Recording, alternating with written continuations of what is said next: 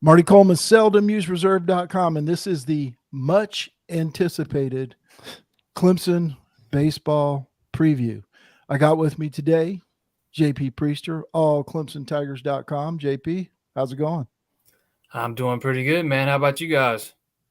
We're doing good, or I'm doing good. I can't speak for Beef. How you doing, Beef? Casey I'm doing Cregan. doing great, Marty. Thanks. Good Excited for deal. baseball season. I think we all are. We've all three been talking about Clemson baseball, the newness this year, new staff, a lot of new players, which we'll get to in just a couple of minutes. But first, let's run down last year. Clemson was 35-23, ended up last year after a 14-0 start, swept South Carolina in that start. Things were looking good and rosy, and man, the sky was the limit for that team. And all of a sudden, it fell apart. So if I do the quick math here, 35-23 minus 14, that means they finished the season with a 21-23 record in their last 44 games. It went 13-16 in the ACC. We know they got blasted in the ACC tournament in 2 games, 2 straight, 2 in barbecue, though. I don't think it's barbecue anymore, but didn't make the NCAA tournament for the second consecutive season. Monty Lee relieved of his duties. I believe that was right at the end of May, beginning of June. Eric Bakich was hired shortly thereafter, served as an assistant at Clemson in 2002. He comes from Michigan, where he led the Wolverines to the College World Series final in 2019, and we'll get more than that in just a minute. Prior to that, he was a head coach at Maryland, and prior to that, he was at Vanderbilt under Tim Corbin. He's got a staff of Nick Schnabel, Potato, assistant head coach and recruiting coordinator. Jimmy Belanger comes over from Florida State, which I think almost universally it's a good hire. And Griffin Major is a volunteer assistant. He played at UC Irvine and under Bakich as at Michigan, I should say. Okay, with that background, guys, let's start out general philosophy and big picture. Monty Lee loved his long balls. He loved home runs and playing for the 3-run homer, the kind of the Earl Weaver of college baseball, if you will. JP, general baseball philosophy. What do we expect from Eric Bakich? Do we expect more of the same, home runs, strikeouts? Do we expect small ball? Do we expect some combination of the two?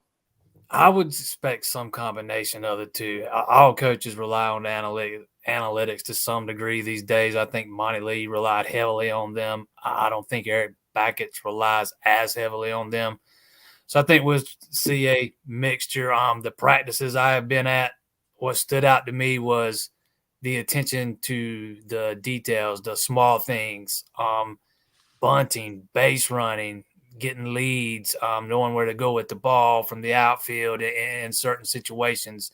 He is a stickler for the details, and I think that is something, this has not been a very fundamentally sound baseball program during Monty Lee's tenure. So it's kind of a refreshing change to see. Beef? Yeah, I just, in looking back to last year, I'm not sure the lineup was there necessarily to play the Monty Lee style. And I could be wrong. I know Grice is a bopper. Max Wagner was a bopper that we didn't expect, but came through. Blake Wright had hit a couple long balls as well. But I think you got to play to your strengths. And I think Bakich, hopefully, especially being under Leggett, under Corbin, and probably many others, that he's gonna do that attention to detail. He's gonna be able to lay down the bunts. He's going to be able to move runners. He's going to steal bases. It's going to be a lot more than boom or bust, I think, just based on looking at the lineup and looking at who's available and the talent that Clemson has. Kevron checked in and said, good evening, y'all. What expectations do we have for Clemson baseball? And we'll get to that in a second, Kevron.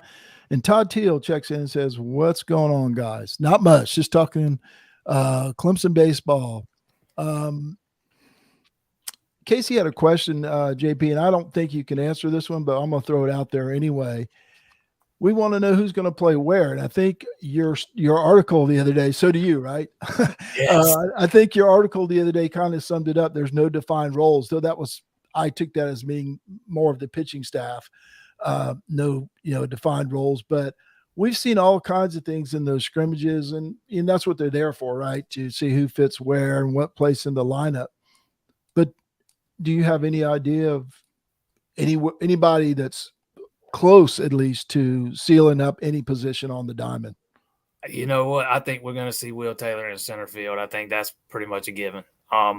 That's where he was throughout the scrimmages I was at. And albeit they were the early scrimmages, they've had another weekend since, and we'll have another weekend full of scrimmages this weekend. But I think Will Taylor's your center fielder. Based on now, this is just based on what I saw. I think Riley Bertram's your shortstop. Not sure about Blake Wright. He played a lot of third base when I was there. You can play him at third or second. Sounds like Caden Grice is moving back to first base. Saw Chad Ferry playing some first base. The freshman, Cam Canarella, played a lot of third base in those scrimmages too. So I think there is a lot of – I think Bakich has a lot of options at his disposal when it comes to filling out the lineup every day, and it's kind of a good problem to have. Beef. Yeah, JP, I was looking at your stuff, and it was like that. It was like that meme where I think it's from Always Sunny in Philadelphia, where they're trying to piece everything together. So I wrote it all down as to who was where, and I tried to come up with 9, and there was some noticeable names missing. Like Benjamin Blackwell. I know Bakich said that he's going to find a place in the lineup, and in filling out my little lineup card, it didn't look like he had a place. And I know maybe does he go to second or third, but then Max Starbuck, who had a tremendous fall, how do you leave him out of the lineup? You had Cam Canarella, the freshman, who's been raking. I mean, I don't know. You're obviously moving Corbett out to left field or right field, probably. Gerald's going to catch, so that takes the DH spot out for Cooper Ingles going to be there locked in. I mean, I just don't know where people fit in, and it's fun, and I can't wait for the 17th to see who he trots out there. I'm very intrigued to see what happens with Blackwell too, because he was pretty solid at shortstop for the most part last year, and the practices and scrimmages I were at, Bertram was, I guess you could say, taking the first string reps at shortstop, and Blackwell was taking he was getting the backup infield hits to him or whatever. Bertram was going first, Blackwell was going second when they were taking infield. But when it came time for the scrimmages, I didn't see Blackwell much at all. And Starbuck was playing second. Again, he had Blake Wright at third and Canarella at third. I think they were the 2 third basemen both days I was there for pretty much the entire scrimmages.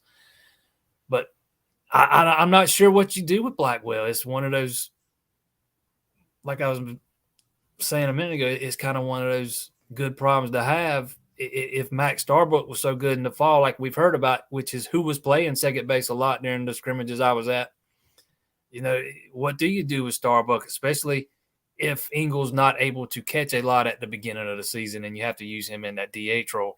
Although Ingle was catching at the scrimmages I was at. It was him and the freshman both splitting the time. Gerald? Yeah.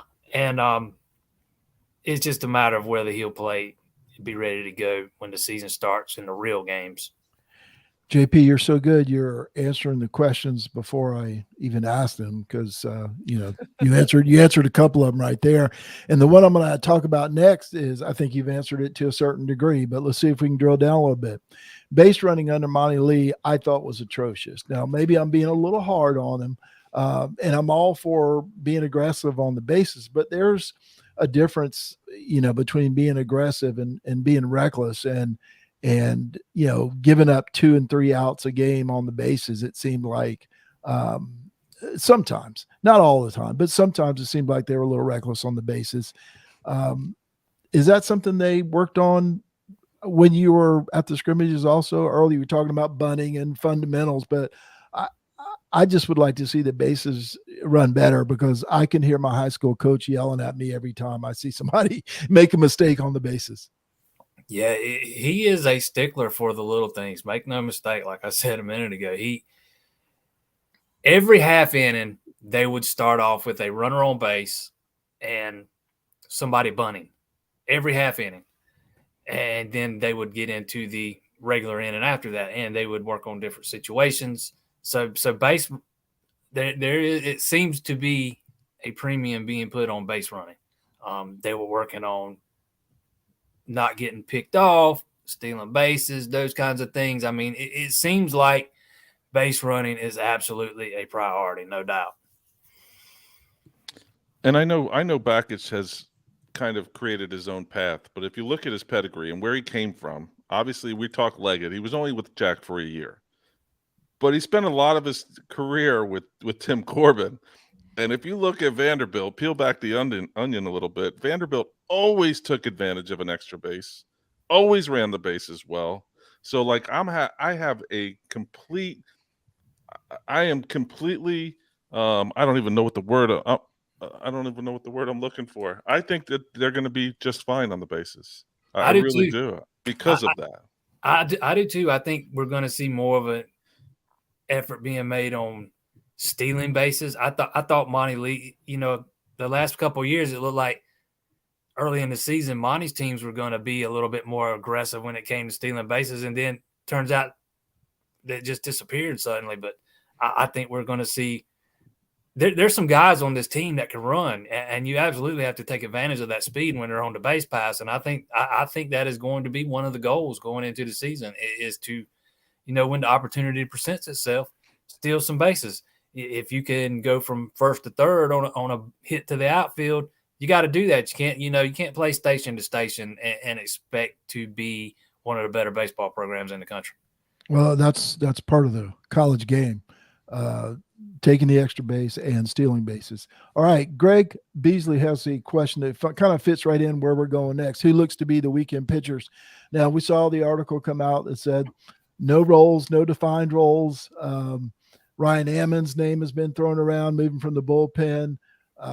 We saw 3 pitchers listed in the D1 baseball top 200 pitchers for whatever that means. And one of those was Caden Grice, and he only threw 6 innings last year. So I'm not sure exactly what to make of that, but it sounds like Ammons is going to be a starter and a weekend starter at that. He struck out 40 and 27 in the 3rd innings last year. Is that true? Do you agree with that statement or believe that to be true as far as you know? Ryan Ammons as one of the weekend starters, and who are the other 2? Yeah, I think he's going to be one. If I had to sit here and make a guess today, I think Ryan Ammons is going to be one. Jay Deal started one of the scrimmages last weekend opposite Ryan Ammons. They were the first 2 to go. Every pitcher threw 2 innings. I think Willie Weiss is a candidate. I'm gonna tell you, man, the days that I was there, Ty Olenchuk was the best pitcher I saw, and Weiss was probably second. Weiss and Ammons were pretty close, but Olenchuk was dominant, man. He struck out Grice looking. He got Cooper Engel to strike out. He was the only guy that got Engel out that day. His fastball was hitting 95 consistently. He just looked like he's ready to take that next jump. That next step. I think he's a candidate, but I think there are a lot of options. There's been talk, like you said, about Caden Grice, even though I would be somewhat surprised if Grice was one of the weekend starters, but who knows at this point. But I think right now, as we sit here today, I think Ammons is the only one I feel extremely confident will be in that weekend rotation. Other than that, I think that's still being ironed out. Beef? Yeah, I started writing down names again of just the knowns. And I know that Bakich was quoted. I think you even may have asked the question, JP, about Grice plays better when he's pitching as well. It's kind of goes hand in hand. But I started writing down names. I had Billy Barlow seems like a name that's been left out of what you've been saying early on. Nick Clayton, Nick Hoffman, they kind of got roughed up last year, but apparently had good springs, have had good early springs and falls. And I know Hoffman he pitched 3 games in the Cape League over the summer and had a nice 3 games, granted small sample size. But those Rocco Reed, I know, had a really nice summer. So it's just there's some more. Casey Talent is another name that left out. So I hope this bullpen's good because there's some names. Those two, the other names besides Caden Grice was Billy Barlow was one of the other names since Casey mentioned him. I think he was 2-4 with a 4.84 ERA last year, but he had his moments, right? I mean, everybody kind of fell apart at the end, but Barlow had his moments. Ammons certainly had his moments out of the bullpen. So I guess we'll find out along with everybody else who's going to starters. And leading into that, is there a closer? Has there been anybody announced as the closer like Ammons was last year? I haven't heard a peep about the closer's role yet. We get to talk to Eric Bakich again before the season one more time. And interesting note on Billy Barlow. I did not see him at all while I was there. I had a buddy that's been to a couple of practices and scrimmages this week. He has not seen Billy Barlow, so I'm not sure what's going on there. I just thought that was worth throwing out there. Yeah, absolutely. Absolutely. That's why you're here and dropping knowledge on our 11 folks watching. Okay, you already answered this question too. We talked about Cooper Angle and his arm injury. I think it is, or is it a shoulder? Anyway, he's got an injury that may prevent him from catching. Looks like he's going to be a DH to start the season. I think it's a possibility. Again, he looked. If it does start out that way, maybe it's just precautionary. I'm not sure, but he looked good to go to me from what I saw. Again, small sample size. They're not playing 9 innings, and a scrimmage one day was, I think one of them was 4 innings one day, and one of them was 6 innings the next day. But like I said, small sample size. I could absolutely see him starting the season DHing more than catching, no doubt. Especially if Jacob Jarrell starts the season and actually, is throwing runners out, is calling a good game. I know they don't call their own games probably, and he's hitting the ball a little bit. Then you don't really necessarily have to rush Cooper Angle back to catch. But again, it takes that spot in the lineup from somebody. So if Jarrell starts to struggle in his freshman year, which some freshmen have been known to do, then you hope to get Angle back there so he can take both spots. But you also want Cooper Angle to be able to throw as well. So, all right, I've talked several times with me and Beef had talked on the Sluggo show about our expectations for the season as a whole. We really don't know what to think, and like I have said a couple of times, they could be 14-42 or 42-14, and I wouldn't be surprised either way. But the closer we get, the more excited I get. And part of that's obviously because there's a big fat 0 in the loss column, right? Until there's the losses start piling up, I'm going to be optimistic. And I hope to remain optimistic throughout the season. But the one thing that Eric Bakich said last week that caught my attention was he thinks this team is deeper and more talented than his Michigan team that was the College World Series runner-up in 2019. Now, obviously, a lot of things have to go right. It's baseball. You're going to lose some games. You're not going to end up with 0 in the loss column. And I don't know. I didn't watch Michigan in 2018 that closely to know, to be able to compare the two. But from your point of view, JP, do you think that's true? And if it is, does that put pressure on this team before the season either starts, or that's just the expectations? We can use the phrase "best is the standard" for the Clemson baseball team now. Yeah, I that was a comment that stood out to me too. That was probably the one that stood out the most to me. Maybe it does. Maybe he said that on purpose to use it as a motivating factor. I don't know. It's hard to know what coaches or why they say that some of the things they do. But yeah, it was definitely an interesting comment. And as far as expectations go, for me, I don't care who the coach is. I don't care who the players are. I have an expectation for Clemson baseball to be playing in the postseason every single season.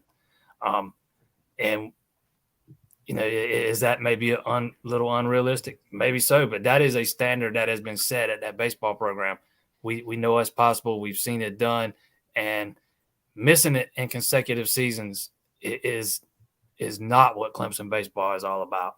It's the first time that's happened since the 1980s, if I'm not mistaken, back when before Jack Leggett was even coach, I think. Yeah.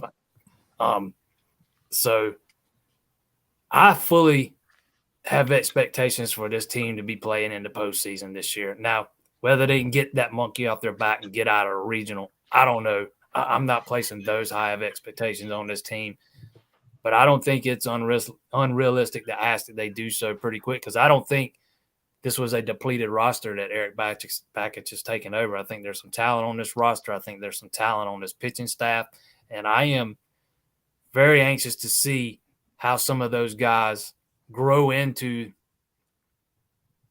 some of these roles under a new pitching coach going forward, because that is an area that I personally thought was a weakness over the past few years, the development of pitchers.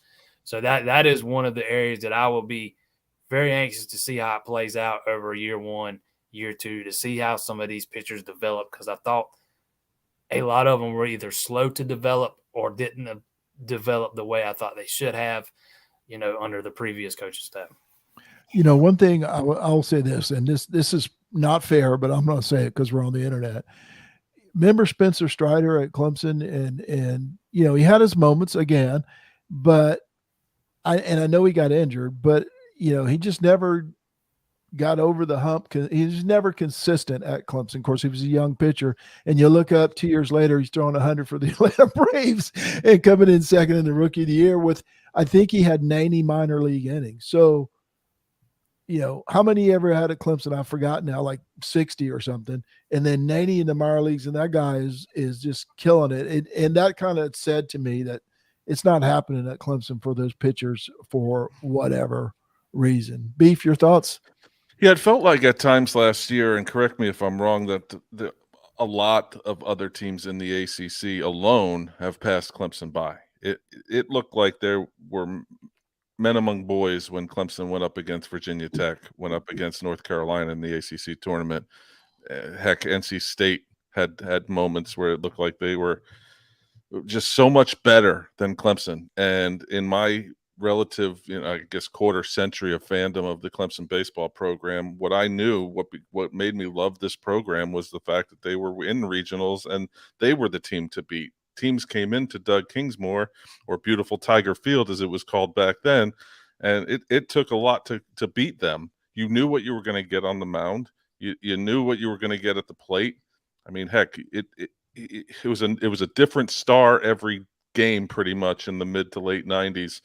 And even into the 2000, probably to 2010 or so, the teams were just so much better than everyone else, just about. You got the occasional series that you lost to Georgia Tech or Florida State, but teams like Wake Forest were just a stepping stone. Teams like Wake Forest now are top 5 preseason.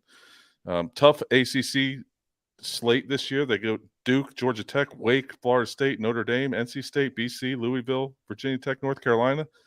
It's going to be a tough go, but Clemson needs to get into and out of a regional. For me, I think that should be the floor.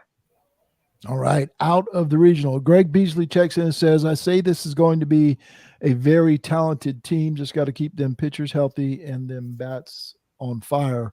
Thanks for chiming in, Greg. Appreciate that. And Todd and Kevron also. Casey mentioned the schedule. 18 of the first 21 games are at home. 2 of the other ones are in Greenville, and there's the one in Columbia with the South Carolina series, I should say. Binghamton starting next Friday, the 17th through the 19th, Friday, Saturday, and Sunday. Then they have a weekday game with Charlotte.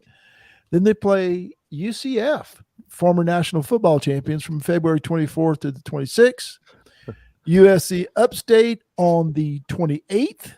And South Carolina, March 3rd through 5th. So that's their first 3, 4, 7, 8. That's the first 11 games. And that sounds pretty challenging too. course, we don't know from year to year how good those teams are going to be. But next week, we'll bring you a preview of Binghamton and Charlotte. JP, any closing thoughts? Wrap this up and let you get some dinner. One more pitcher to keep an eye on. Okay. Freshman Tristan Smith. I forgot. Yeah, I had him too. I did not get to see him throw, but my buddy that was there this week got to watch him on Sunday, I think it was. Said his stuff is electric. He said it was electric. So. Nice. We need electric He's stuff. lefty too, right? He's a left-hander, I believe. Yeah, I do believe so. All right. And we hope to be back next Thursday and most Thursdays, depending on JP's schedule, Casey's schedule. They've got it much more rougher. You may see JP on the road between Timmonsville and Clemson if you check in the lane next to you, either coming and going. You can find Casey's work on rubbingtherock.com. You're going to do some previews for us, Casey, on the baseball series. Jason's work, of course, is on allclemsontigers.com. For Casey Cregan and Jason Priester of allclemson.com, I'm Marty Coleman. Thank you for watching, and hopefully we'll see you next week on the Clemson Baseball Show. Thanks, guys. Have a good evening. Appreciate it, y'all.